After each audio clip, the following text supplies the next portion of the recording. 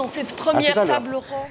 In this first roundtable of Act 4 of the Mediterranean of the Future, the title is What Lessons Can We Learn from the Major Pandemics of the Past?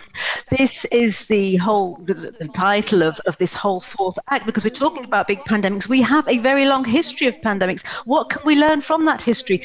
So I'm going to be joined by specialists from all around the Mediterranean basin, and they're going to be talking about major pandemics and what we can learn from them.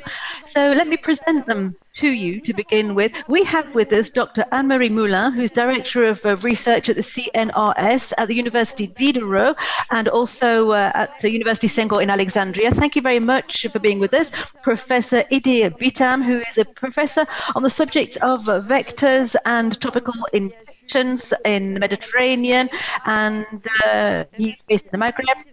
Thank you very much for being with us. I'd also like to welcome Dr. Michel Signolet, who's an archaeoanthropologist, Director of Research at the CNRS, and he specializes in the plague.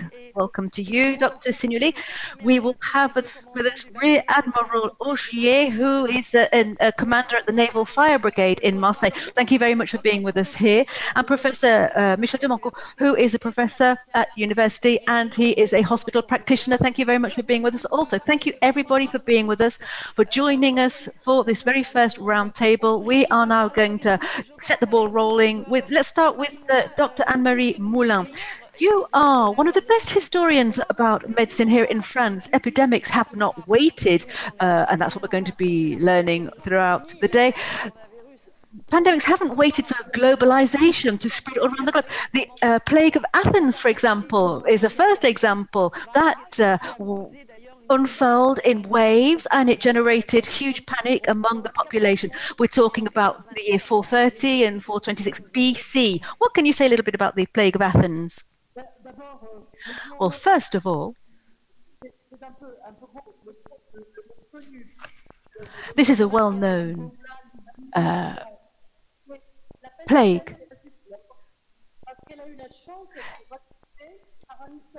And that plague has been described by historians.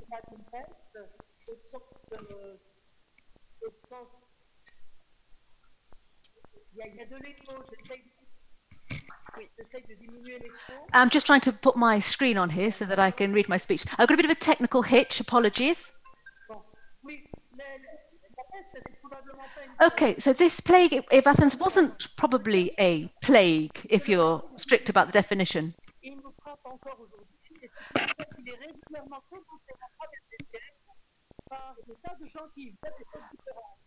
People are saying different things about that plague of Athens.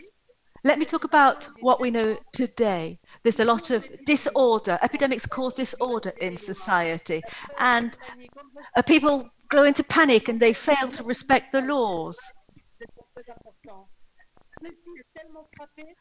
So the interpreter apologizes, but the sound is not very clear. There are three things to retain. This pandemic was linked to divine revenge back in Athens.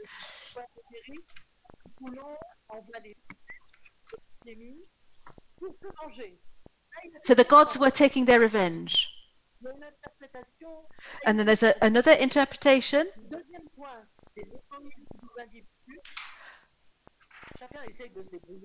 Everyone just tries to survive during a plague. And the third point is the fact that this historian was describing how people were cared for by their medical staff. The historian is called Thucydides. So we can learn from what happened in Athens and hopefully get hope from it. Apologies for the technical hitches there. When you're speaking live via internet, it can be very difficult to understand. I'm going to now ask Dr. Signolet to talk about a different plague, a different phenomena. That was the Black Plague in the 14th century. And that Black Plague really struck everybody at the time. And that was the first time when we used the term of bacteriological war. Hello. Yes, that 14th century plague started in an event that is tied in with history, but then has become part of a legend. It was the siege of a commercial counter in Genoa, and it was besieged by an enemy. So this siege continued from week to week, as was often the case with a siege. And so that region was impacted by an epidemic, and so they had to lift their siege. They had to end their siege. When they left, they made some gifts to the people who they'd been holding captive, and they catapulted something into the city walls. Once the attackers departed, the locals thought they could get back to trade and business as usual. And so the soldiers went back to Genoa, and then they spread the plague throughout Europe. So how did the epidemic arrive in France, and what impact did it have on demographics here in France? Well, the Black Plague turned up with the commercial exchanges, of course, by boat, and it landed in France by boat. Marseille at that time wasn't the main was a main port. On the 1st of November, it landed in Marseille, and then depending on the trade that Marseille had with different areas, it spread. And the local population was struck by this plague for 3 reasons. Firstly, they'd never seen such a terrible illness. They had encountered epidemics in the past, notably in the 5th and 6th centuries, but that was a long time ago, of course. It was in their ancient history. The second point is that this epidemic was so violent. In a matter of months, there were about 1/4 of the population in Europe that disappeared. These are just estimations, of course. At that time, there were no precise ways of counting. The data wasn't very specific. We don't know how many people died specifically, but we do have some flashpoints. There's a small village in Burgundy. There's another parish in the Paris region where we see there was a high increase, a spike in mortality. And so plague became endemic.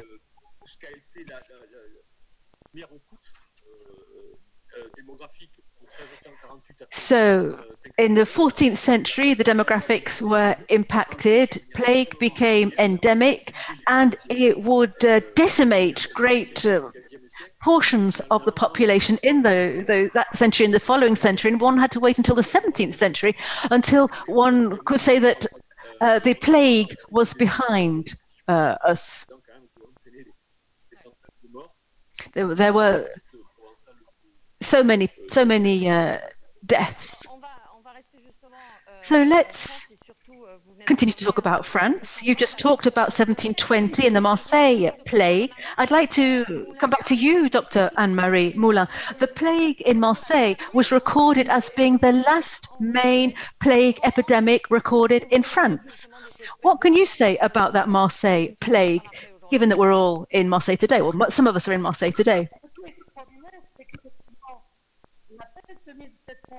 That particular plague occurred after a whole time without any kind of plague.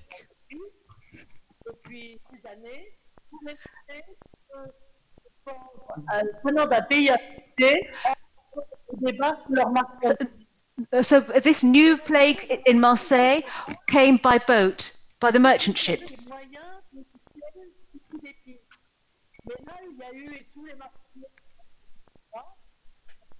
The interpreter apologizes, but the quality of the sound is disastrous.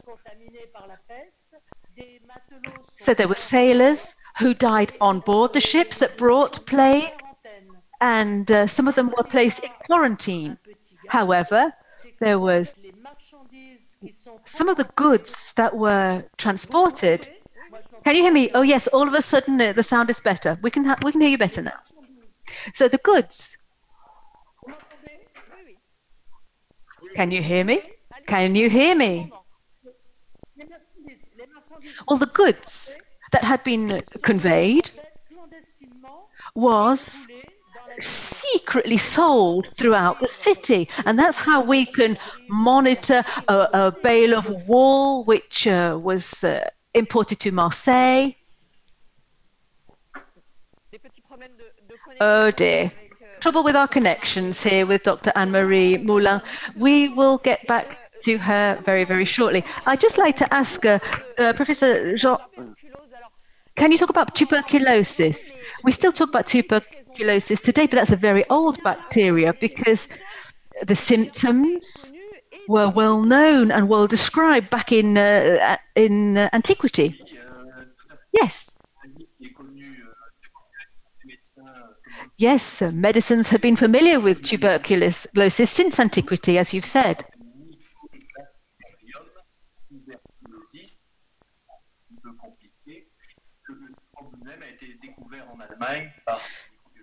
There was a German microbiologist, Robert Koch, who discovered this at the end of the 19th century. Often with infectious diseases, there's a big time lag between the discovery of the population who's experiencing the illness and the medical world analyzing it. Tuberculosis for a very long time was called the white plague, to contrast with the black plague, which Michel Signoli has just been talking about. So it was called the white plague. It's an endemic illness, i.e. it's present in populations in Provence, in the south of France, for centuries and centuries, and it is still present today as we speak, practically all over the world. It remains one of the most worrying infectious diseases in the world, although we do have some very efficient drugs to combat this illness. It's an illness that is closely monitored by the World Health Organization. Last year, the WHO published the fact that 10 million people around the world had tuberculosis of the lungs. These were new patients. And in 2019, also, practically 1.5 million people died from tuberculosis around the world. Some countries do have a lot of cases, but all countries in the world are impacted, France included. In particular, the big cities such as the Aix-Marseille region and Provence in general. We do have this illness, and every year there are several tens of cases of tuberculosis in this part of the world, and we have to treat those cases as best as we can through our healthcare systems and the university health, the teaching hospital where I work, and with the local health authorities. Yes, Professor, let's try to understand. I'm sorry, I can't hear you. You can hear me now? Okay. So, Professor, I'd like just to come back on what you've said about the fact that this illness is still around. The World Health Organization has said that tuberculosis is one of the main infectious causes of death in the world. And the WHO goes further, saying that 1/4 of the world population is infected latently by the tuberculosis microbacterium. I'd like you to explain to us why that is so, given that we have a vaccination, the BCG, which we're all familiar with, was developed at the beginning of the 20th century. So we've had it for 120 years, that vaccination. So I'd would like some information that we have a vaccination. However, we're still talking about this illness being the first infectious cause of death in the world. Well, yes, indeed. We have to think more about vaccinations to ward off COVID, for example. And quite rightly, you've been mentioning tuberculosis of the lung, which is a deadly disease. As you say, we had a vaccination which was developed in France at the Institut Pasteur in Lille in the 1920s and has been used since the 1920s and 30s. But very sadly, this vaccination has not, some 100 years later, has not been proven to be as efficacious as one had hoped. We are using it today, but it's absolutely clear that this vaccination can protect from the most severe forms of tuberculosis, the neuromeningitis types of tuberculosis, because the illness can reach the brain and cause meningitis, which leads to death. So that lethal form of tuberculosis can be warded off if you use the BCG vaccination. However, other forms, such as the form that goes to the lung, which is the most recent form, well, sadly, that form is only moderately cancelled by this vaccination. So yes, vaccination stories are very individual. Each illness is different. Each vaccination has to be analysed individually and identify the right population. The second point, which you underlined, is a bit more unique to tuberculosis. That microbe, once you have inhaled it, it can remain in your body. It will go into a dormant state in your body, in certain parts of the body, probably in the lymph nodes, that you don't touch, you don't see in your body, because those lymph nodes are really deep in our thorax, in our abdomen, but they can be there and they can be reactivated given certain circumstances and trigger a clinical tuberculosis, which can lead to death. And so that explains why it's so hard to imagine that we can eradicate tuberculosis, although it remains a goal, one of the objectives of the WHO. The WHO is seeking to eradicate the illness, but we don't think that's going to be achieved within the next few years, given all that I've just described. Well, thank you very much, Professor. I would now like to turn towards the Rear Admiral Auchier. We have been talking about all of these ancient illnesses. And before we talk about new illnesses, I would like to talk with you about a treasure trove which you found, perhaps using that term a bit lightly. There are some traces of ancient illnesses that were found in the wastewater around Marseille. I'd like you to shed some light on that. What can you say to us about those traces in the wastewater in the region of Marseille? Oh, good morning, everybody. The battalion of the Marine Fire Brigade of Montpellier has virus searching capacities because we were ready to deal with pandemics and was very quick to react to this crisis. Therefore, we have the ability to measure viruses. And we decided to measure the virus in the wastewater in order to protect accommodation for fragile people, in particular the elderly. And upon this occasion, we found traces of virus, and in particular, once we found a trace of the plague in the waters of Marseille. Well, could you explain this unique system in France that allows you, as you said, to track, amongst others, COVID-19 in the wastewater? Oui, c'est assez important parce qu'on a eu. Yes, it's quite important because we're building on our experience. Viruses travel, and we need to innovate to react. And thanks to the recommendations made by the University Hospital Center, we decided to measure the epidemic load of the city through the wastewater and to show how the pandemic was developing in the city during the crisis. And therefore, we decided to extend and monitor the strategic locations. So it's sort of like a reversed lazaretto.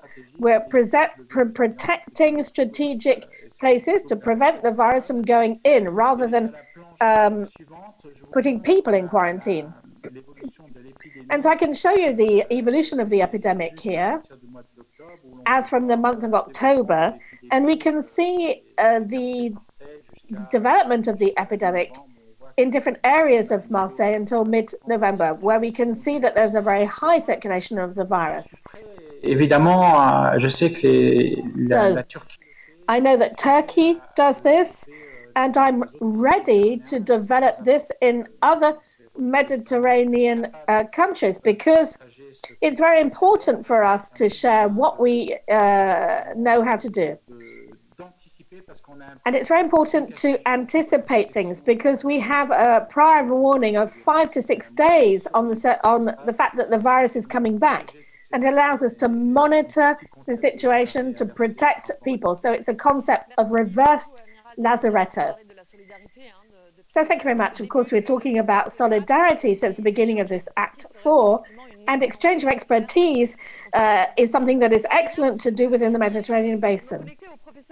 I would like to connect to Professor Libedan to ask you, as a specialist of vectorial infectious disease in the Mediterranean, can you explain to us, talk to us about the plague, for example, that we just talked about?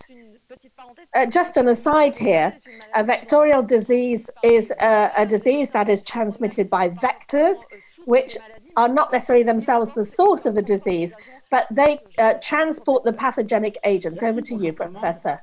Thank you. Good morning. La peste, c'est une maladie très, très ancienne. Indeed, the plague is a very ancient disease, and it was present including in Mediterranean countries. Of course, I'm more specialist on North Africa. It is a disease that is rather strange. Why is it strange? Because there are what we call periods of latency or silence. For example, I can talk about our case in Algeria. We had a period of silence of 50 years. The last plague epidemic in Algeria was in the region of Lorani in 1947. And in 2003, practically 50 years later, there was a resurgence of this epidemic, and which there were 11 deaths and 36 infections, patients who were hospitalized. So why do we see this 50 years afterwards? We have 50 years between the two epidemics, and there is a period of latency. Therefore, we carried out a study. We put together a specialist team in infectious and vectorial diseases to try to understand this resurgence and how it reappeared. Two explanations. The first is what we call endogenous plague, meaning there is a pathogenic agent of the plague which can be conserved in the soil with all of the conditions, soil, hygrometry, temperature, and also rodents dig holes in the earth. And there are all of the conditions necessary so that this pathogenic agent can be kept beneath the earth. It's what we call an endogenic virus. And there are the rodents that live underground, and they create their litter, they store their food for the winter. And this is where the plague, the pathogenic agent, can enter the body of the rodent through the food or inhalation. And so that is an explanation. Of course, it remains a question mark. Then there are fleas that live on this rodent, and they also have the pathogenic agent in their bodies. So the last outbreak of plague was in 2003, and if you remember, there were heat waves, incredible heat waves that caused a lot of deaths actually in that year, and that's where there was not a lot of food in the grasslands or in the rodents' environment. So in the wild, these rodents were in a wild area, and they had to move towards a peri-domestic or domestic zone in order to find food, and above all, water. And this is where there was a contact between wild rodents and domestic rodents. I can give you an example of rodents. You have the Zapulus campestris, etc. These are rodents which are not used to being in contact. And so with the common rats, there can be an exchange of fleas between the rodents, and the fleas adapt to the domestic rodents that are in contact with human beings. And this is how the epidemic can break out again. So, Professor, I would like to ask you, because you're very familiar with this region, and earlier on, we've been talking about the history of these pandemics. According to you, is there anything that we can learn from the past that we can use today? Absolutely. We must be aware that, let's stick with the plague. The origin of the plague, it's the same thing as Yuan. It's the same thing as the origin of the COVID. The plague destroyed the region of Yuan.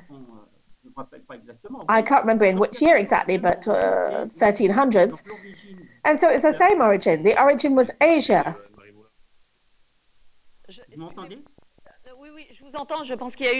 Yes, I'm afraid there was some interference with our technicians. So, Yuan was affected by the plague, and an entire dynasty was destroyed due to the Black Plague.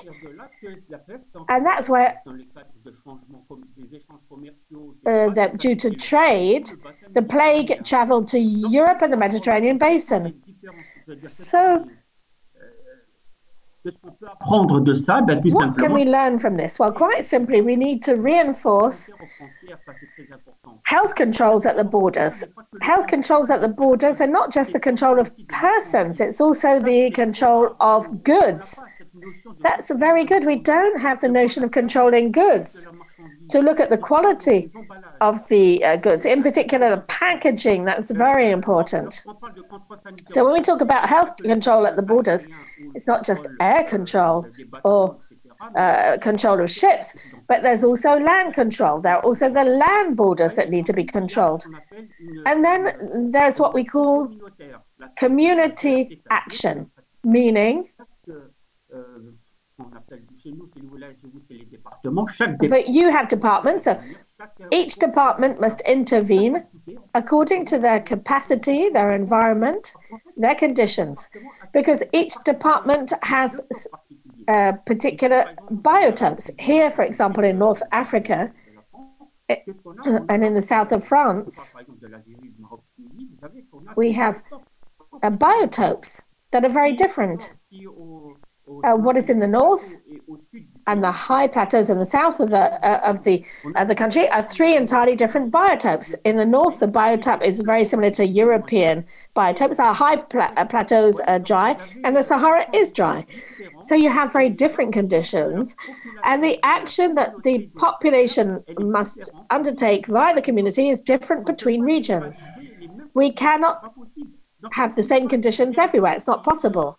So we must try to see how each zone, environmental zone, can act according to their own conditions. This is very important. And the proof is that when you map a vectorial disease, for example, leishmaniasis, which is present throughout the Mediterranean, it doesn't affect the entire country. It doesn't affect the entire Mediterranean region. It's specific to each Mediterranean country. And this is the proof that shows that we cannot generalize our actions throughout the region. So therefore, it's very local. And that is how we can find solutions to reduce. The term eradicate, I believe, is not relevant because the plague has not been eradicated. Yes, and we saw this with the resurgence. So the term, scientifically speaking, eradicated should be banished because it can come back at any moment, and it does. There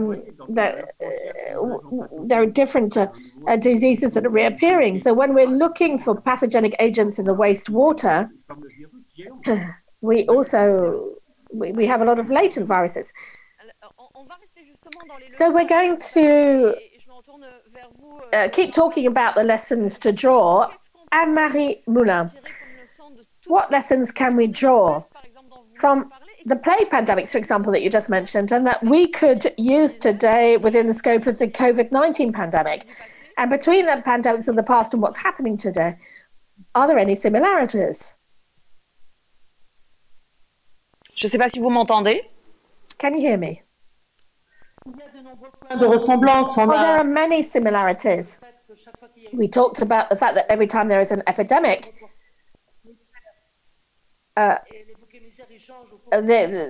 guilt is, carried by certain people, and the governments are trying to get out of their responsibility. But the point that I would like to close on is the fact that it is in the midst of catastrophes that we see initiatives and forms of solidarity that are very unexpected. Of course, we have Camus' plague.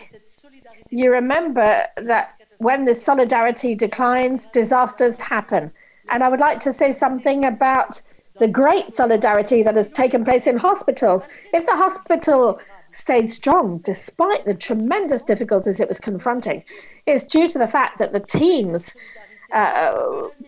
really pulled together, that the administrations reacted, and the belonging of a community of destiny at all levels of the city meant that we avoided a failure.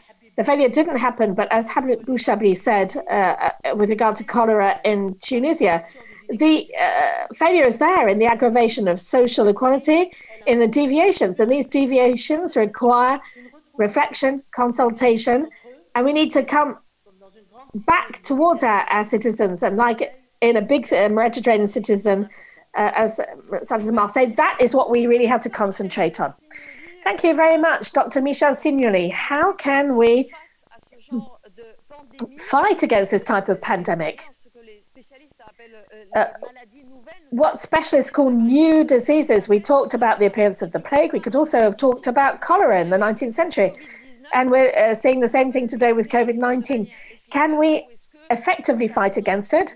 Or are we just improvising and learning as we go along? Well, I believe that what we're experiencing, we've been experiencing in the past few months, is a lesson of modesty with regard to our predecessors, meaning those who got through these plague epidemics in the Middle Ages and the cholera in the 19th century and other epidemics that are less known, although our country was not necessarily directly affected. For example, Ebola. There are rather common patterns that we find for each of these epidemics in terms of behavior, which are human behaviors. There's no reason that things should be extremely different in the 14th century or 21st century. The fear of others, the fear of foreigners, lockdowns, the things that are recurrent. But there is another lesson that we are learning today, I believe, and that is that the fight against epidemics are related to their time. So once again, a great deal of modesty with regard to the 14th century or the epidemic of plague epidemic of 1720, because these moments are also moments where politics have trouble of implementing a certain number of measures, and that we're not sure we're going down in the right direction because nobody knows. In face of a new disease, we have to adapt as we go along. And then these epidemics are also moments that give rise to debate, scientific debate, where, once again, everybody tries to make their contribution to understanding the impact, the virus, how to protect yourself, and the debates that we can have today around COVID recall what happened in the 18th century when there was a Provence-Alpes plague, and the different schools of thought giving their opinions on the crisis management, or that we find in the 19th century at the cholera outbreak. This type of period, everybody tries to help contribute towards progress. So let me come back to Professor Broncourt. We were speaking earlier on about tuberculosis, and we were talking about vaccination. And the fact that the BCG vaccine has not necessarily eradicated the diseases, although Professor Epidemic says we shouldn't talk about eradication. But this brings me back to present day. And with regard to this very ancient disease, the fact that the tuberculosis exists today, is this not also due to the fact that people question the vaccine and the risk? BCG vaccination has actually been stopped in certain regions of the world. So are there any lessons to be drawn with regard to that and relative to the vaccine against coronavirus? Yes, with regard to the BCG vaccination, when we realized that the BCG vaccination did not have the expected results, the vaccine was stopped in most regions of the world. And in France, for example, there is no longer any indication to receive the BCG vaccine, because once again, this vaccination is not very effective in protecting people against tuberculosis. More generally speaking, to answer your question on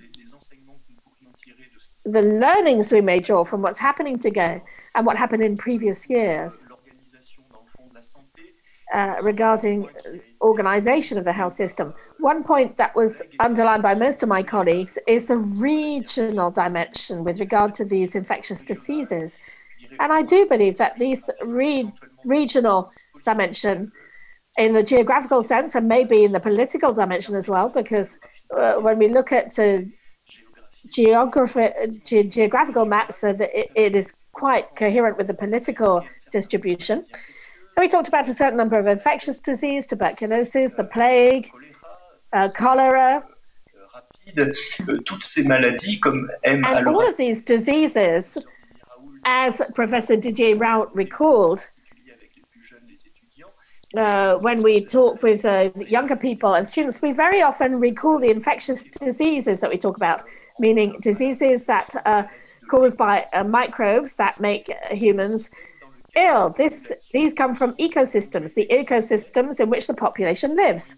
The ecosystem is the immediate environment, it's the floor. And we must recall, for example, that the first reservoir of the plague seems to be the ground, but not any ground. It must have given characteristics. For example, there is no longer any plague in the soil in France, but there remains plague in the soil of the south of the Mediterranean. And that's what we call the inanimate environment. Of course, then there's the temperature curve, the hydrometry, the wind, which brings us back to the hot topic of climate change. And the populations themselves are a little bit different. It's quite obvious that populations in Provence are not strictly the same populations as in the north of Europe, which are not strictly the same populations as in the Sahara, etc. So I believe that the regional dimension in its geographical, ecological, and political dimensions are a very relevant scale at which to take on board the questions of epidemics and health. And this is something which is out from the roundtable of this morning. Well, thank you very much. I would like to come back to what was said earlier on about the different regions. Whoops, I'm sorry, I can't hear you, says one of the panel members. Can you hear me? Oh, yes, I can hear you again now. That's fine. Perhaps my mic had been cut off for a small moment. Professor Idia Bitam, you were saying earlier on that there were some similarities between different regions. One can't really identify a country in its entirety. I would like to ask you today, in terms of COVID-19, is it too early to have a view of the Mediterranean region, the Maghreb, for example? Is it too early to identify similarities, common denominators? And how long does it take, in fact, to be able to do that kind of analysis and draw conclusions? Yes, thank you very much. It's important to know. Can you hear me? Are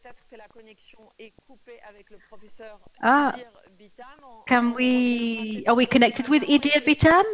I think we've been cut off. I will come back to Dr. Michel Signoli. So today, when we see that we've got 300 years of history behind us, and I hope Dr. Signoli can hear me, when we look back 3 centuries of history, can we say today that there's reason for hope? Perhaps a vaccine. But then there are other illnesses such as tuberculosis which continue to survive. Are there some indicators that might give us some hope? I would really like to end on a positive note.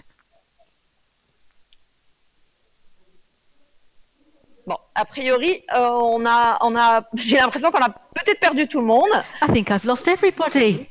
Can you hear me? Can you hear me? Who's speaking? It's Idia Bitam. Yes, superb. Well done, Professor Bitam. My question was for you. I heard your question. Off you go then. Well, it's important to note that COVID-19 is a traveling virus. It started in Wuhan in China, then went through Asia, Europe, via Italy, into Spain, France, and around the Mediterranean. So let's talk about 3 countries in my region. We have 3 countries which are very different from in an epidemiological manner. So why are they different? Well, it all depends on how the virus gets into the country, into each country. For example, Algeria, it came from France. For Tunisia, it came from Italy. And from Morocco, the virus came from Spain.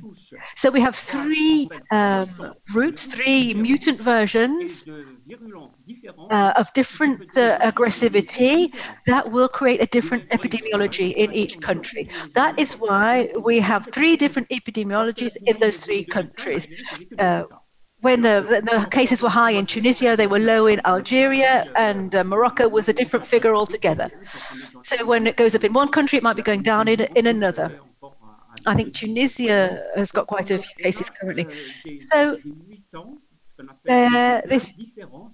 these are different classes, different mutant versions of COVID-19, which is why it's so important to carry out a genetic analysis to see what the origins are in each country. Earlier on, I said for Algeria, for example, it has a completely different biotope. It's diversified. And so we will have mutants there. We will have different cases than in the north, on the plateau, the arid zone, from the south. So if we try to do a phylogenetic analysis of COVID-19, we will see that there are different categories. Let's turn to Morocco now. The virus came from Spain. In Spain, it was very aggressive. In Italy, the figures are going down, so that variation is less aggressive. Algeria is more related to what's going on in France. In France, it's the same case as we have in Algiers. And that's the only explanation that we can find. As I said earlier on, this virus travels. It loves to travel. And in the future, I believe that we're going to have to live with this virus. I do not think it's going to pack its bags and go. We're going to have to learn to live with it because it's adapted to the heat, to the humidity, to hot heat, to coldness, to rain. It can adapt to all kinds of conditions. And this virus is so elastic in terms of its genome, it can resist any kind of condition. It adapts. Well, thank you very much, Professor Idir Bitam. And thank you all panel members, Dr. Anne-Marie Moulin, Professor Idir Bitam, Dr. Signoli, Rear Admiral Patrick Augier, and Professor Ancourt. Thank you very much, all of you, for being with us.